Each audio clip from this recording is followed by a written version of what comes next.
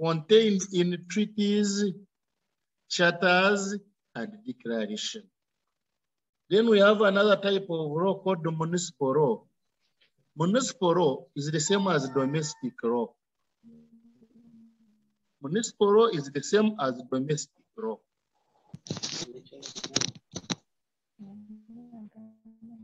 I'm here introduction. Municipal law refers to the law of the country, law of the land.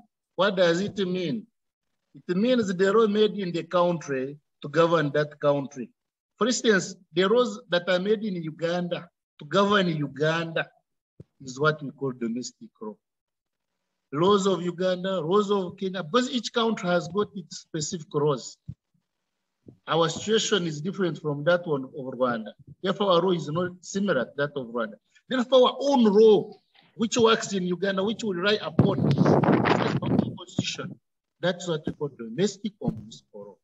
Then we have another class of law, which we call substantive law. Substantive law, another class.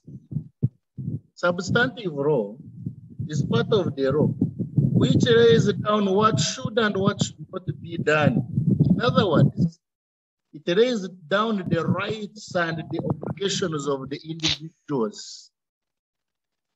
What should and what should not be done. Do this, don't do this. All that one is contained in a class of law called substantive law. And substantive law can be either civil or criminal. We are going to look at the meaning of a civil and a criminal. But for a criminal, this is where offenses are committed against the state. Then for civil, it is an offense amongst individuals, not the state. Therefore, substantive law can be criminal, and examples of criminal substantive law include the Penal Code Act, which contains all defenses in the country. While a good example of civil law includes the Land Act, Company Law, etc. And the last class of law is called procedural law. This is part of the law which lays down the procedure to be followed in enforcing people's rights and obligations. Therefore, procedural law lays down the procedure in order to enforce substantive law, because substantive law lays down what people should do and what they should not do. But the procedures on how to do that are contained in procedural law. And it includes Civil Procedure Act, Criminal Procedure Code, etc. Therefore, those are some of the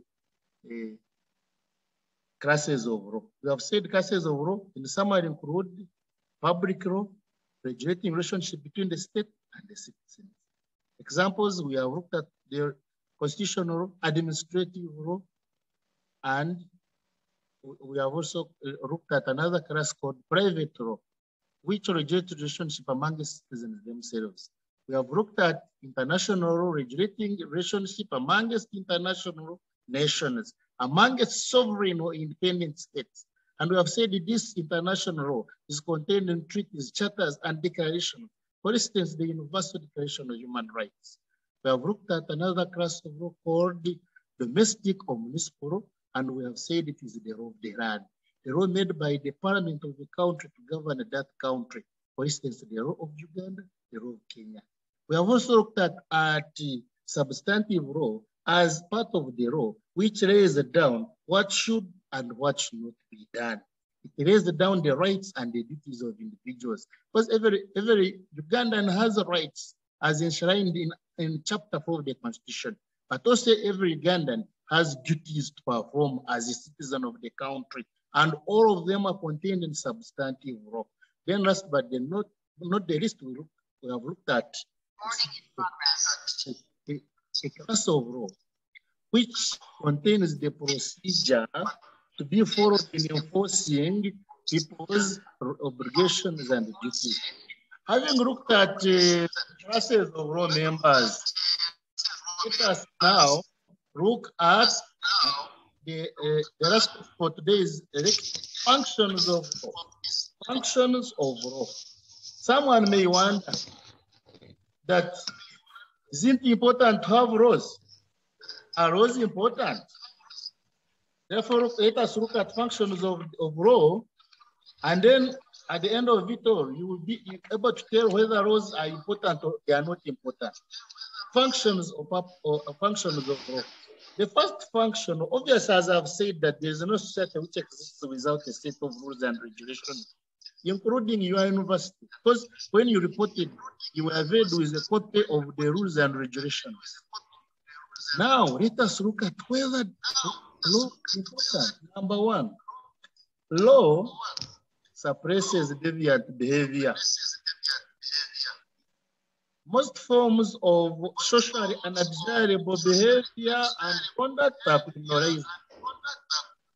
Therefore, law helps to make sure that offenses such as murder, robbery, burglary, theft are eliminated. Number two, law enforces social values such that people live with each other in harmony, upright. That's why the Penal Code Act would explain that this is an act which contains all the offenses in Uganda. It outlaws incest. Incest is a sexual relatives. It also outlaws bestiality, an individual, an animal, and homosexuality, a man or a fellow man, and also lesbianism, a man and another woman, relationship between people of the same sex. Therefore, they are outlawed by the Penal Code Act. Anyone involved in those can be prosecuted by courts of law. And therefore, law helps to ensure that we have social values in society. Next, law guarantees civil rights and liberty. The Constitution of Uganda, Chapter 4, guarantees civil rights and liberty. That a Ugandan has a right. A Ugandan must enjoy human rights like freedom of association, right to ownership of property, right to life. Therefore, law helps you to enjoy your rights. That shows the importance of law. Next, law is intended to protect property rights, so people can be able to own their property without any hindrance. And the Land Act of 1998 is one example which makes sure that rights are guaranteed. Law also protects the environment. The National Environment Act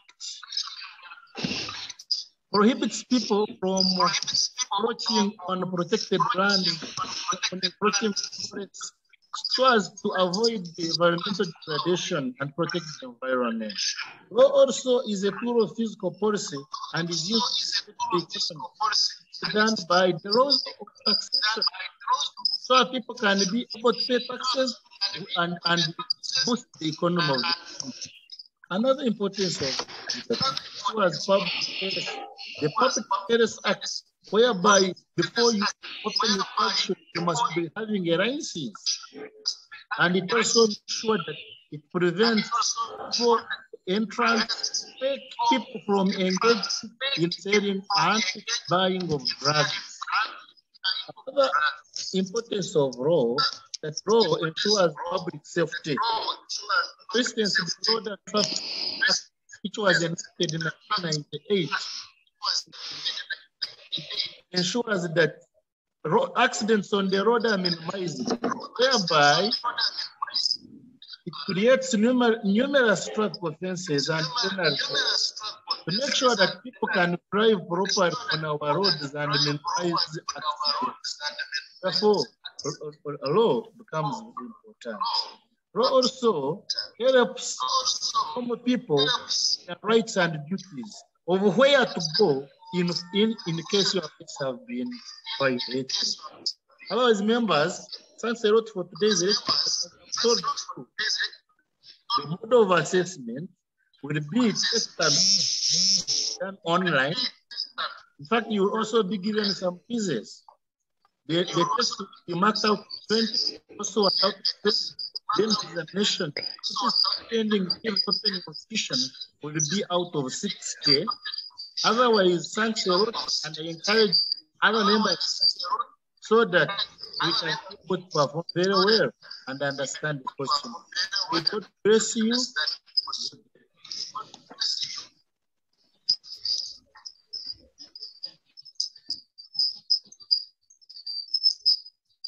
Anybody with a question? I'm now ready to answer your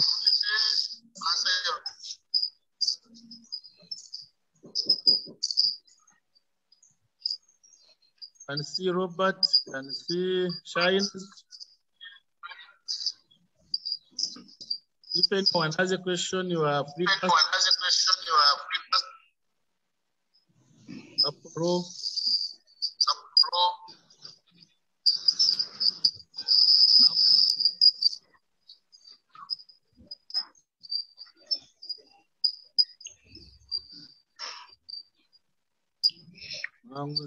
Smart. Anyone with a question, you are free to ask. Anyone with a question, you are free to ask.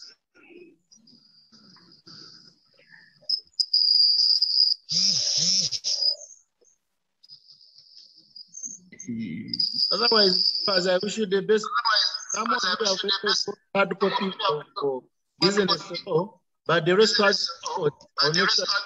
I have you with soft copies so that you are at par with the rest. I wish you the best. Ninakuranda handout agarahanga. Yes. I think that's